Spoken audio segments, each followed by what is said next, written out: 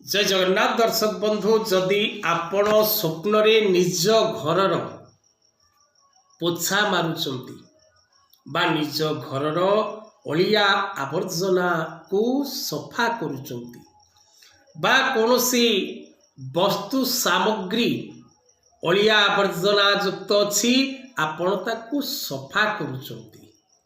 तेबे दर्शक बंधु ए प्रकार स्वप्न जदि आपण देखंती तेबे विशेष करी आपण जदि कर्ममय जीवन रे अछंती बा कोनोसी क्षेत्र रे आपण किछि काम करूचंती तेबे आपणकर स्थान परिवर्तन